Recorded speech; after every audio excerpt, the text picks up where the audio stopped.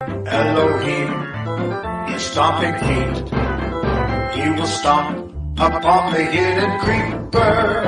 He has trampled out our foes. He has squashed the grizzly reaper. Give us help, O Elohim. With your aid we may prosper well. No great terror can outrun your feet, so you stomp the ancient viper.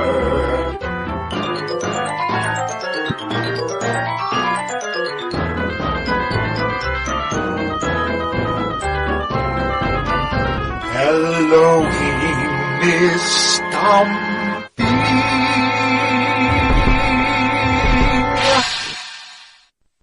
Judith is found in the intertestamental books of the sacred scripture.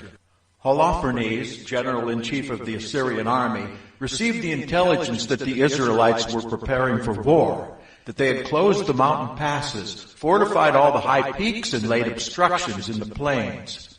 Holofernes was furious. He summoned all the princes of Moab, all the generals of Ammon, and all the satraps of the coastal regions.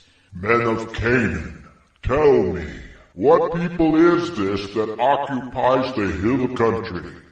What towns does it inhabit? How large is its army? What are the sources of its power and strength? Who is the king who rules and commands the army? Why have they disdained to wait on me, as all the western peoples have? Achior, the leader of the Ammonites, replied, May my sovereign be pleased to listen to what your servant is going to say. I shall give you the facts about these mountain folk whose homes lie close to you. You will hear no lie from the mouth of your servant. These people are descended from the Chaldeans. They once came to live in Mesopotamia because they did not want to follow the gods of their ancestors who lived in Chaldea. They abandoned the way of their ancestors to worship the Elohim of heaven, the Elohim they learned to acknowledge. Banished from the presence of their own gods, they fled to Mesopotamia, where they lived for a long time. When Elohim told them to leave their home and set out for Canaan, they settled there and accumulated gold and silver and great herds of cattle. Next, famine having overwhelmed the land of Canaan, they went down to Egypt, where they stayed till they were well nourished. There they became a great multitude, a race beyond counting. But the king of Egypt turned against them and exploited them by forcing them to make bricks. He degraded them, reducing them to slavery. They cried out to their Elohim, who struck the entire land of Egypt with incurable plagues, and the Egyptians expelled them. Elohim dried up the Red Sea before them, and led them forward by way of Sinai and Kadesh Barnea. Having driven off all the inhabitants of the desert, they settled in the land of the Amorites, and in their strength exterminated the entire population of Heshbon. Then, having crossed the Jordan, they took possession of all the hill country, driving out the Canaanites before them, and the Perizzites, Jebusites, Shechemites, and all the Girgashites, and they lived there for many years. All the while, they did not sin before their Elohim. Prosperity was theirs, for they have an El who hates wickedness. But when they turned from the path he had marked out for them, some were exterminated in a series of battles. Others were taken captive to a foreign land. The temple of their Elohim was razed to the ground, and their towns were seized by their enemies. Then, having turned once again to their Elohim, they came back from the places to which they had been dispersed and scattered, regained possession of Jerusalem, where they have their temple, and reoccupied the hill country which had been deserted. So now, Master and Sovereign, if this people has committed any fault, if they have sinned against their Elohim, let us first be sure that they really have this reason to fail, then advance and attack them. But if their nation is guiltless, my Sovereign would do better to abstain, for fear that their Yahweh and Elohim should protect them. We should then become the laughingstock of the whole world. When Achior had ended his speech, all the people crowding around the tent began protesting. Holofernes' own senior officers, as well as all the coastal peoples and the Moabites, threatened to tear him limb from limb. Why should we be afraid of the Israelites? They are a weak and powerless people, quite unable to stand the stiff attack. Forward! Advance! Your army, Holofernes, our master, was stronger than in one last point.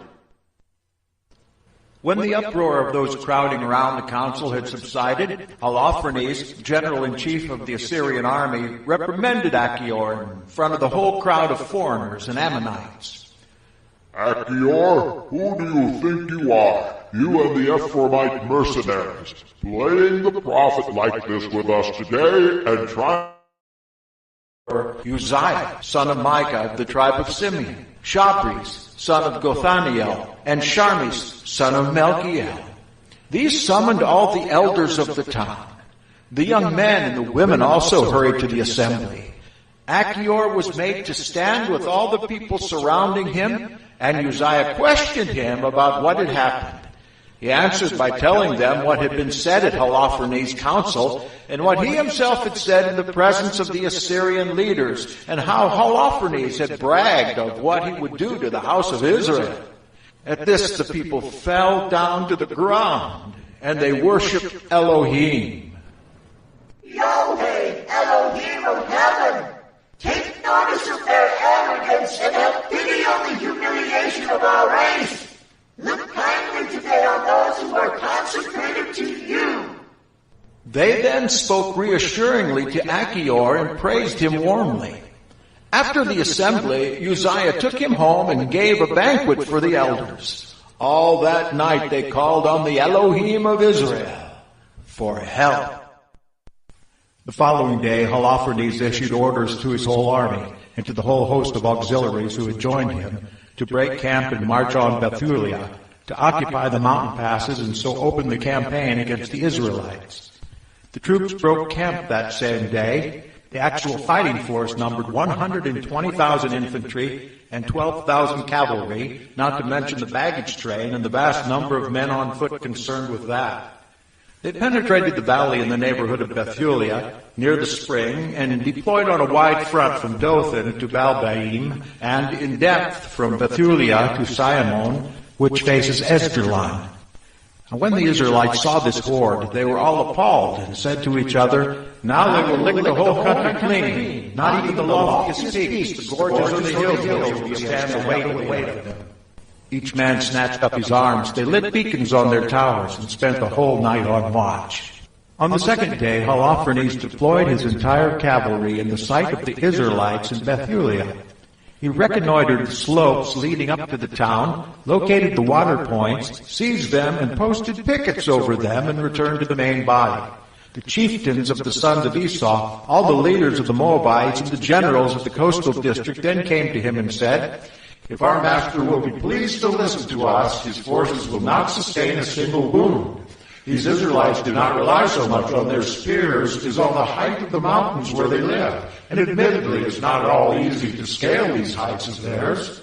This being the case, master, avoid engaging there in a pitched battle, and then you will not lose a single man to stay in camp. Keep all your troops there, too, while your servants seize the spring which rises at the foot of the mountain, since that's what provides the population of Bethulia with their water supply. Thirst will then force them to surrender their town. Meanwhile, we and our men will climb the nearest mountaintops and form advanced posts to prevent anyone from leaving the town.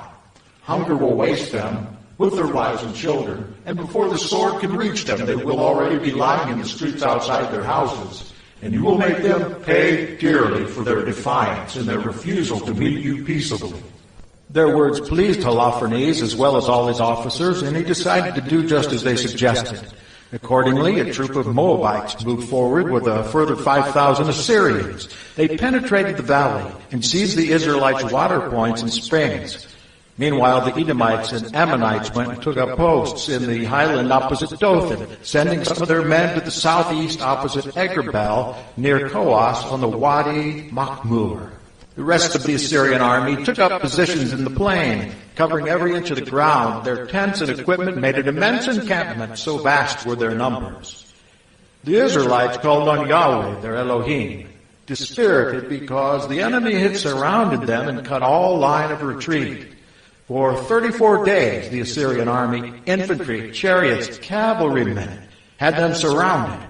Every water jar the inhabitants of Bethulia had was empty. Their storage wells were drying up. On no day could a man drink his fill, since their water was rationed. Their little children pined away. The women and young men grew weak with thirst. They collapsed in the streets and gateways of the town. They had no strength left. Young men, women, children, the whole people thronged, clamoring around Uzziah and the chief men of the town, shouting in the presence of the assembled elders, "May Elohim be judge between you and us, for you have done us great harm by not suing for peace with the Assyrians. And now there is no one to help us. Elohim has delivered us into their hands to be prostrated before them in thirst and utter helplessness. Call them in at once. Hand the whole town over to be sacked by Holofernes' men and all his army. After all, we should be much better off as their booty than we are now. No doubt we shall be enslaved, but at least we shall be alive and not see our little ones dying before our eyes, or our wives and children perishing. By heaven and earth, and by our Elohim, the Yahweh of our fathers, who is punishing us for our sins and the sins of our ancestors, we implore you to take this course now, today." Bitter lamentation rose from the whole assembly, and they all cried loudly to Yahweh Elohim. Then Uzziah spoke to them. "Take heart, brothers, let us hold out 5 days more. By then Yahweh our Elohim will take pity on us, for he will not desert us altogether. At the end of this time, if no help is forthcoming, I shall do as you have said." And he dismissed the people to their various quarters. The town was full of despondency. Judith was the daughter of Merari, son of Oaks, son of Yosef, son of Oziel, son of Elkiah, son of Ananias, son of Gideon, son of Raphaim, son of Ahitub, son of Eliah, son of Hilkiah, son of Eliab, son of Nathaniel, son of Salamiel, son of Sarasadai, son of Israel. Her husband, Manasseh, of her own tribe and family, had died at the time of the barley harvest. He was supervising the men as they bound up the sheaves in the field when he caught sunstroke, and he had to take to his bed. He died in Bethulia, his hometown, and was buried with his ancestors in the field that lies between Dothan and Balamon. As a widow, Judith stayed inside her home for 3 years and 4 months. She had had an upper room built for herself on the roof. She wore sackcloth next to the skin, dressed in widow's weeds. She fasted every day of her widowhood except for the Sabbath eve, the Sabbath itself, the eve of new moon, the feast of new moon, and the joyful festivals of the house of Israel. Now she was very beautiful, charming to see. Her husband Manasseh had left her gold and silver, men servants and maid servants, herds and lands, and she lived among all her possessions, without anyone finding a word to say against her, so devoutly did she fear Elohim. Hearing how the water shortage had demoralized the people and how they had complained bitterly to the headman of the town, and being also told what Uzziah had said to them and how he had given them his oath to surrender the town to the Assyrians in 5 days' time, Judith immediately sent the serving woman who ran her household to summon Shabris and Sharmis, 2 elders of the town. When these came in, she said, "Listen to me, leaders of the people of Bethulia. You were wrong to speak to the people as you did today, and to bind yourself by oath in defiance of Elohim, to surrender the town to our enemies, if Yahweh did not come to your help within a set number of days. Who are you to put Elohim to the test today, you of all people, to set yourselves above him? You put Yahweh Almighty to the test. You do not understand anything and never will. If you cannot sound the depths of the human heart or unravel the arguments of the human mind, how can you fathom the Elohim who made all things, or sound his mind, or unravel his purposes? No, brothers, do not provoke the anger of Yahweh our Elohim. Although it may not be his will to help us within the next 5 days, he has the power to protect us for as many days as he pleases, just as he has the power to destroy us before our enemies. But you have no right to demand guarantees where the designs of Yahweh our Elohim are concerned. For Elohim is not to be threatened as a human being is, nor is he, like a mere human, to be cajoled. Rather, as we wait patiently for him to save, let us plead with him to help us. He will hear our voice if such is his good pleasure. And indeed, of recent times and still today, there is not one tribe of ours or family or village or town that has worshipped idols made by human hands, as once was done, which was the reason why our ancestors were delivered over to sword and sack and perished in misery of the hands of our enemies.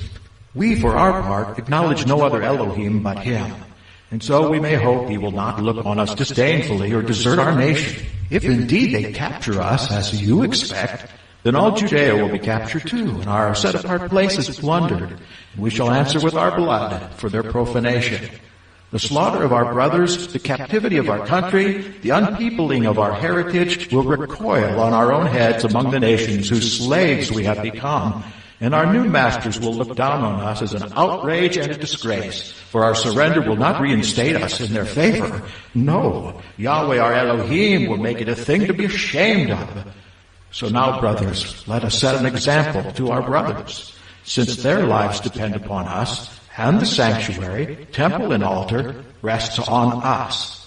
All this being so, let us rather give thanks to Yahweh our Elohim, who, as he tested our ancestors, is now testing us.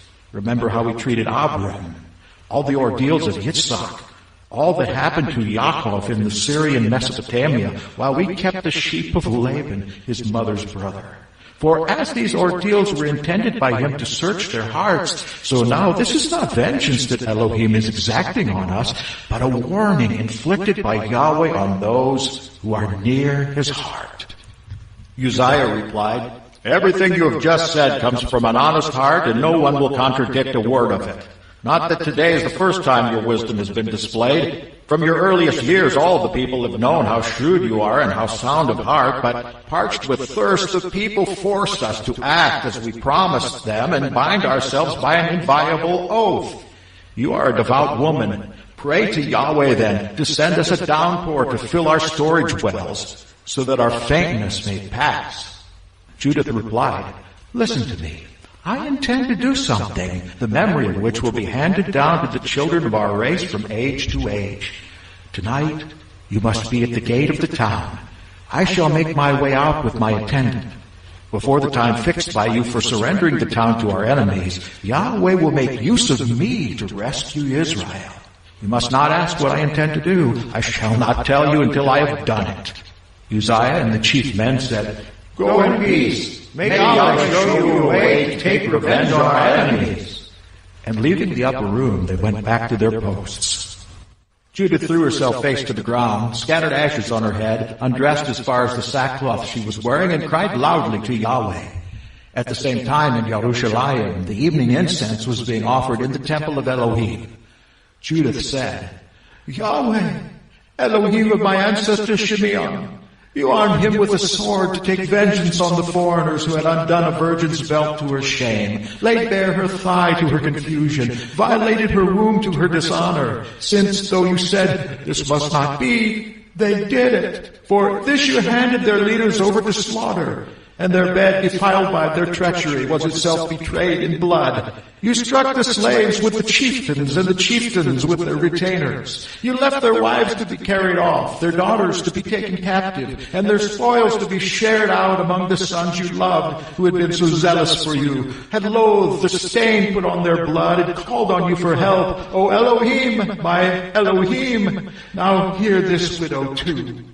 For you have made the past, and what is happening now, and what will follow. What is, what will be, you have planned. What has been, you designed. Your purposes stood forward. See, here we are, they said. For all your ways are prepared, and your judgments delivered with foreknowledge. See the Assyrians, with their armies abounding, glorying in their horses and their riders, exulting in the strength of their infantry, trust as they may in shield and spear, in bow and sling. In you they have not recognized the commander, the breaker of battle lines. Yours alone is the title sovereign. Break their violence with your might. In your anger bring down their strength, for they plan to profane your set-apart places, to defile the tabernacle, the resting place of your glorious name. and to hack down the horn of your altar. Observe their arrogance. Send your fury on their heads. Give the strength I have in mind to this widow's hand. By guile and my lips strike down slave with master, and master with retainer. Break their pride by a woman's hand. Your strength does not lie in numbers, not your might and strong men, since you are the Elohim of the humble, the help of the oppressed, the support of the weak, the refuge of the forsaken, the savior of the despairing. Please, please, Elohim of my father, Elohim of the heritage of Israel, Master of heaven and earth, creator of the waters, king of your whole creation, hear my prayer. Give me a beguiling tongue to wound and kill those who form such cruel designs against your covenant, against your holy dwelling place, against Mount Zion, against the house belonging to your sons, and demonstrate to every nation, every tribe, that you are sovereign, Elohim of all power, all might, and that the race of Israel has no protector but you. It was in this way that Judith called on the Elohim of Israel. When she had finished praying, she got up from the floor, summoned her maid, and went down into the rooms which she used on Sabbath days and festivals. There she removed the sackcloth she was wearing, and taking off her widow's dress, she washed all over, anointed herself plentifully with perfumes, dressed her hair, wrapped a turban round it, and put on the robe of joy she used to wear when her husband Manasseh was alive. She put sandals on her feet, put on her necklaces, bracelets, rings, earrings, all her jewelry, and made herself beautiful enough to beguile the eye of any man who saw her. Then she handed her maid a skin of wine and a flask of oil, filled a bag with barley griddle cakes, cakes of dried fruit and pure loaves, and wrapping all these provisions up, gave them to her as well. They then went out, making for the town gate of Bethulia. There they found Uzziah waiting with the two elders of the town, Cabris and Carmis. When they saw Judith, her face so changed and her clothes so different, they were lost in admiration of her beauty. They said to her, May the Elohim of our ancestors keep you in his favor. May he crown your designs with success to the glory of the children of Israel, to the greater glory of Yerushalayim. Judith worshipped Elohim, and then she said, Have the town gate open for me so that I can go out and fulfill all the wishes you expressed to me. They did as she asked and gave orders to the young men to open the gate for her. This done, Judith went out, accompanied by her maid, while the men of the town watched her all the way down the mountain and across the valley until they lost sight of her. As the women were making straight through the valley, an advanced unit of Assyrians intercepted them and, seizing Judith, began to question her. Which side are you on? Where do you come from? Where are you going? I am a daughter of the Hebrews, she replied, and I am fleeing from them since they will soon be your prey. I'm on my way to see Holofernes, the general of your army, to give him trustworthy information. I shall show him the road to take if he wants to capture all the hill country without losing one man or one life. As the men listened to what she was saying, they stared in astonishment at the sight of such a beautiful woman. It will prove the saving of you, they said to her. Coming down to see our master of your own accord, you had better go to his tent. Some of our men will escort you and hand you over to him. Once you are in his presence, do not be afraid. Tell him what you have just told us, and you will be well treated. They then detailed 100 of their men as escort for herself and her attendant, and these led them to the tent of Holofernes. News of her coming had already spread through the tents, and there was a general stir in the camp. She was still outside the tent of Holofernes, waiting to be announced, when a crowd began forming around her. They were immediately impressed by her beauty and impressed with the Israelites because of her. Who could despise a people who have women like this? They kept saying. Better not leave one of them alive. Let any go, and they could twist the whole world around their fingers. The bodyguard and adjutants of Holofernes then came out and led Judith into the tent. Holofernes was resting on his bed under a canopy of purple and gold, studded with emeralds and precious stones. The men announced her, and he came out to the entrance of the tent with silver torches carried before him. When Judith confronted the general and his adjutant, the beauty of her face astonished them all. She fell on her face and did homage to him, but his servants raised her from the ground. Courage, woman, Holofernes said. Do not be afraid. I have never heard anyone who chose to serve Nebuchadnezzar, king of the whole world. Even now, if your nation of mountain dwellers had not insulted me, I would not have raised a spear against them. This was their fault, not mine, but tell me, why have you fled through them and come to us? Anyhow, this will prove the saving of you, so take courage. You will live through this night, and many after. No one will hurt you. On the contrary, you will be treated as well as any who serve my lord King Nebuchadnezzar. Judith said, Please listen favorably to what your slave has to say. Permit your servant to speak in your presence. I shall speak no word of a lie to my sovereign tonight. You have only to follow your servant's advice, and Elohim will bring your work to a successful conclusion. In what my general undertakes to do, he will not fail. Long life, then, to Nebuchadnezzar, king of the whole world, who has sent you to set every living soul to rights. May his power endure, since thanks to you, he is served not only by human beings, but because of your might, the wild animals themselves, the cattle, and the birds of the air are to live in the service of Nebuchadnezzar and his whole house. We have indeed heard of your genius and adroitness of mind.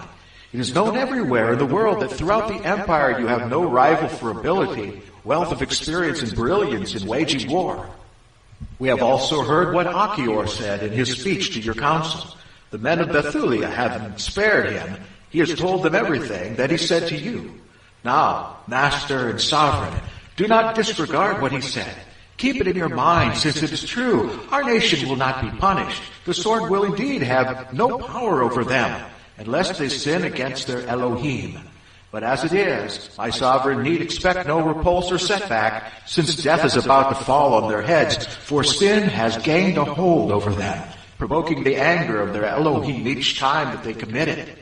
As they are short of food, and their water is giving out, they have resolved to fall back on their cattle, and decided to make use of all the things that Elohim has, by his laws, forbidden them to eat. Not only have they made up their minds to eat the first fruits of corn and the tithes of wine and oil, though these have been consecrated by them and set apart for the priests who serve in Yerushalayim in the presence of our Elohim, and may not lawfully even be handled by ordinary people, but they have sent men to Yerushalayim, where the inhabitants are doing much the same, to bring them back authorization from the Council of Elders.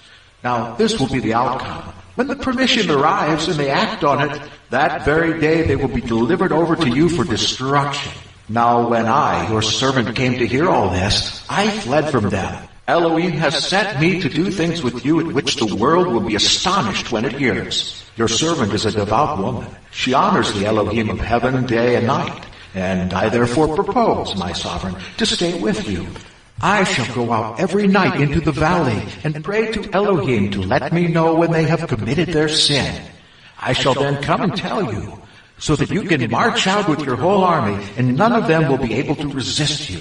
I shall be your guide right across Judea until you reach Yerushalayim. There I shall enthrone you in the very middle of the city, and then you can round them up like shepherdless sheep, with never a dog daring to bark at you. Foreknowledge tells me this. This has been foretold to me, and I have been sent to reveal it to you. Judith's words pleased Holofernes and all his adjutants. Full of admiration of her wisdom, they exclaimed, There is no woman like her from one end of the earth to the other, so lovely of face and so wise of speech. Holofernes said, Elohim has done well to send you ahead of the others. Strength will be ours, and ruin theirs who have insulted my sovereign. As for you, you are as beautiful as you are eloquent. If you do as you have promised, your Elohim shall be my Elohim, and you yourself shall make your home in the palace of King Nebuchadnezzar, and be famous throughout the world. With that he had her brought in to where his silver dinner service was already laid, and had his own food served to her, and his own wine poured out for her. But Judith said, I would rather not eat this, in case I incur some fault. What I have brought will be enough for me. Suppose your provisions run out, Holofernes asked. How could we get more of that same sort? We have no one belonging to your race here. May your soul live forever, my sovereign, Judith answered. Yahweh will have used me to accomplish his plan before your servant has finished these provisions." Holofernes' adjutants then took her to a tent where she slept until midnight. A little before the morning watch, she got up. She had already sent this request to Holofernes: "Let my sovereign kindly give orders for your servant to be allowed to go and pray." And Holofernes had ordered his guards not to prevent her. She stayed in the camp for 3 days. She went out each night to the valley of Bethulia and washed at the spring where the picket had been posted. As she went, she prayed to Yahweh Elohim of Israel to guide her in her plan to relieve the children of her people. Having purified herself, she would return and stay in her tent until her meal was brought her in the evening. On the 4th day, Holofernes gave a banquet, inviting only his own staff and none of the other officers. He said to Bagoas, the officer in charge of his personal affairs, "Go and persuade that Hebrew woman you are looking after to come and join us and eat and drink in our company. We shall be disgraced if we let a woman like this go without seducing her. If we do not seduce her, everyone will laugh at us." Bagoas then left Holofernes and went to see Judith. "Would this young and lovely woman condescend to come to my sovereign?" he asked. "She will accompany the seat of honor opposite him, drink the joyful wine with us, and be treated today like one of the Assyrian ladies who stand in the palace of Nebuchadnezzar." "Who am I," Judith replied, "to resist my master? I shall not hesitate to do whatever he wishes, and doing this will be my joy to my dying day." So she got up and put on her dress and all her feminine adornments. Her maid preceded her, and on the floor in front of Holofernes spread the fleece which Bagoas had given Judith for her daily use to lie on as she ate. Judith came in and took her place. The heart of Holofernes was ravished at the sight. His very soul was stirred. He was seized with a violent desire to sleep with her, and indeed, since the first day he saw her, he had been waiting for an opportunity to seduce her. "Drink then," Holofernes said. "Enjoy yourself with us."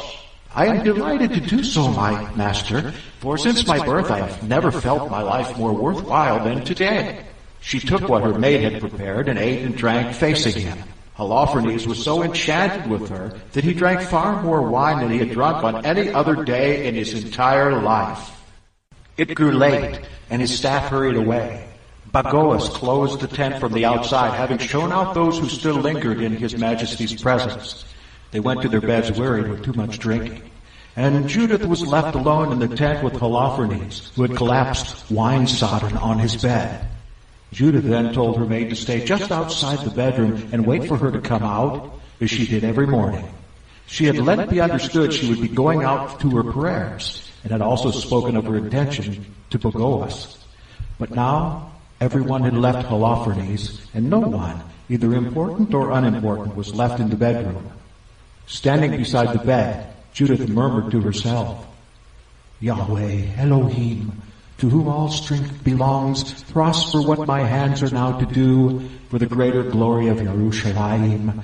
Now is the time to recover your heritage and to further my plans to crush the enemies arrayed against us." With that, she went up to the bedpost by Holofernes' head and took down his scimitar. Coming closer to the bed, she caught him by the hair and said, "Make me strong today, Yahweh Elohim of Israel." Twice she struck at his neck with all her might and cut off his head. She then rolled his body off the bed and pulled down the canopy from the bedpost, after which she went out and gave the head of Holofernes to her maid, who put it in the food bag. The two then left the camp together as they always did when they went to pray. Once they were out of the camp, they skirted the ravine, climbed the slope to Bethulia, and made for the gates. From a distance, Judith shouted to the guards on the gates, "Open the gates! Open! For Yahweh our Elohim is with us, displaying his strength in Israel and his might against our enemies, as he has done today." Hearing her voice, the townsmen hurried down to the gate and summoned the elders. Everyone, great and small, came running down since her arrival was unexpected. They threw the gate open, welcomed the women, lit a fire to see by, and crowded around them. Then Judith raised her voice and said, "Praise Elohim! Praise him! Praise the Elohim who has not withdrawn his mercy from the house of Israel, but has shattered our enemies by my hand tonight." Then she pulled the head out of the bag and held it for them to see. This is the head of Holofernes, general-in-chief of the Assyrian army. Here is the canopy under which he lay drunk. Yahweh has struck him down by the hand of a woman. Glory to Yahweh, who has protected me in the course I took.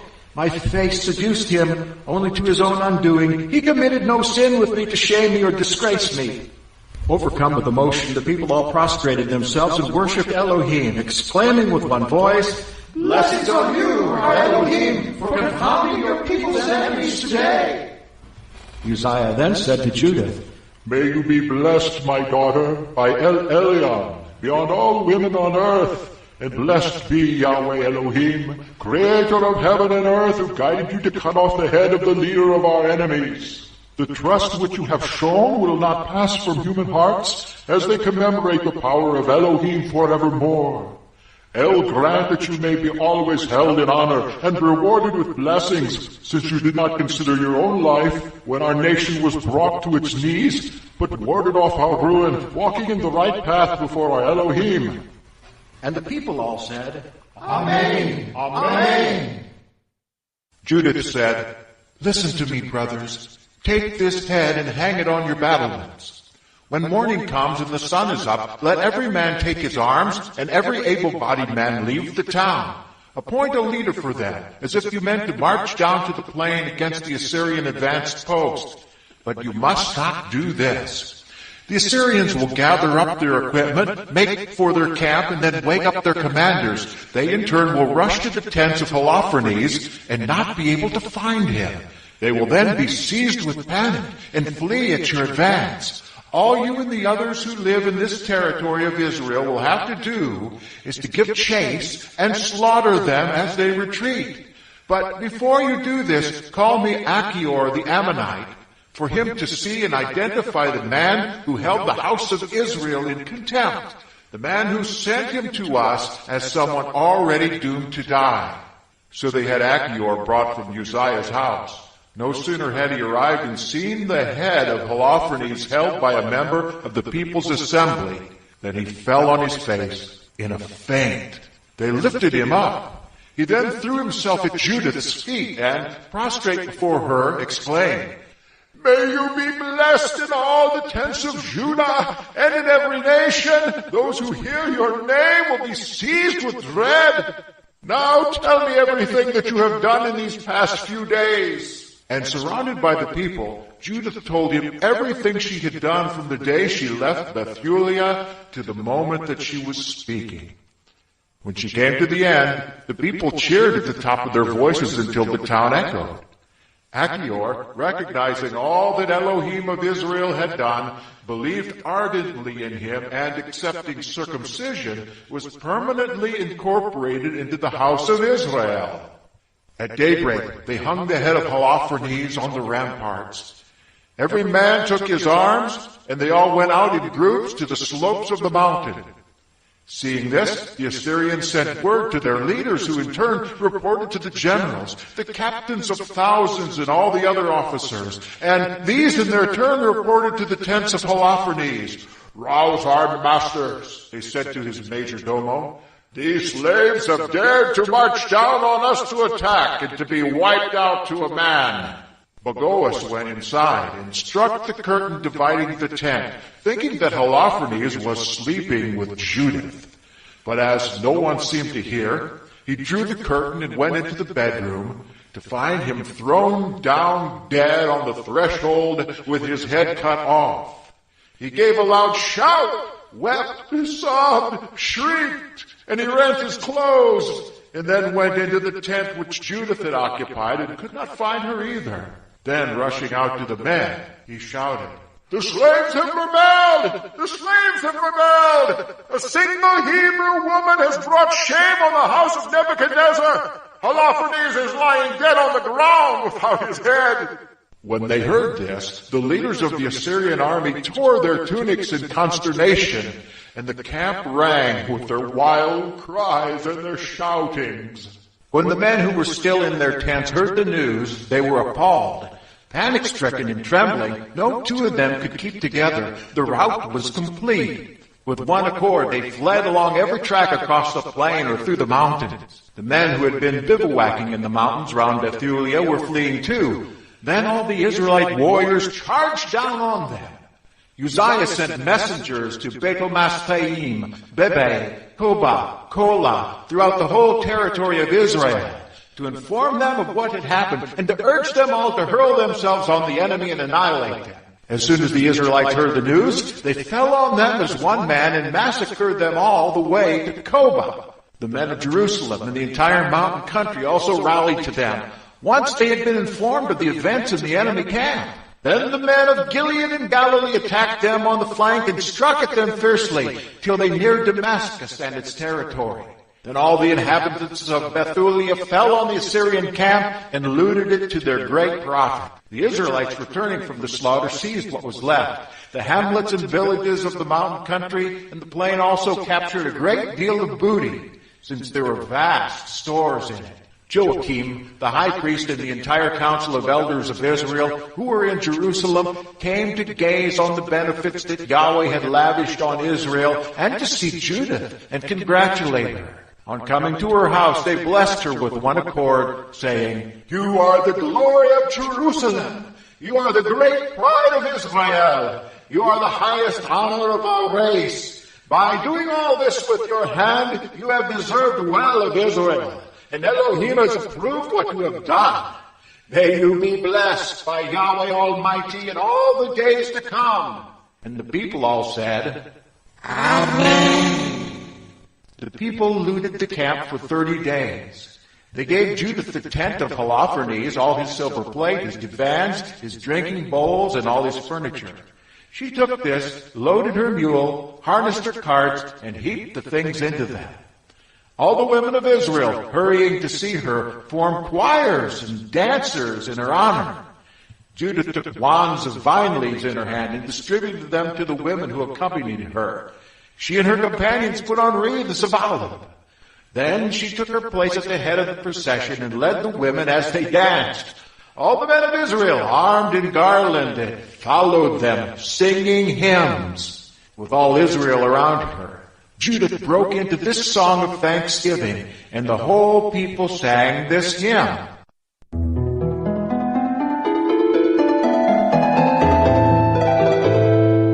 Break into song for my Elohim to the tambourine, sing in honor of Yahweh to the cymbal. Let psalm and canticle mingle for him, extol his name, invoke ye. For Yahweh Elohim breaks battle lines, he has pitched his camp in the middle of his people, to deliver me from the hands of my oppressors. Yahweh Almighty will punish them on Judgment Day. He will send the fire and the worms in their flesh, and they will weep with pain forevermore.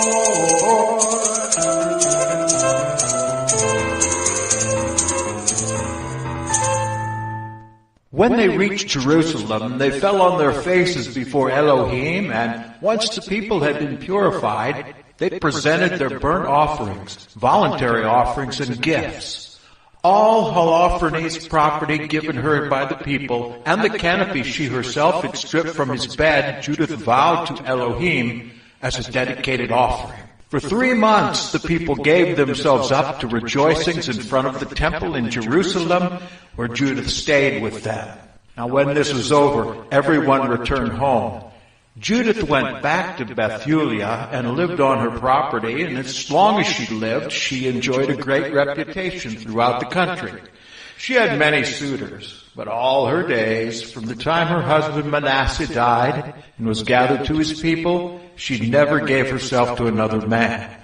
Her fame spread more and more. The older she grew in her husband's house, she lived to the age of 105. She emancipated her maid. Then she died in Bethulia and was buried in the cave where Manasseh her husband lay. The house of Israel mourned her for 7 days. Before her death, she had distributed her property among her own relations and those of her husband Manasseh.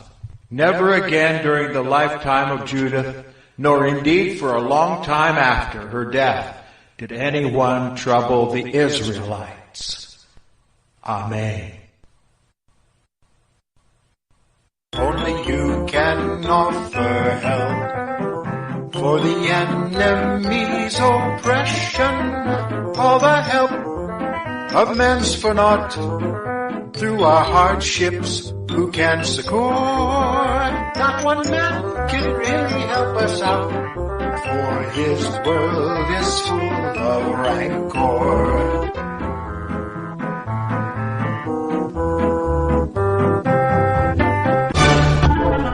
This is your host. Thank you for listening. I hope you have enjoyed our variety show. Jackson.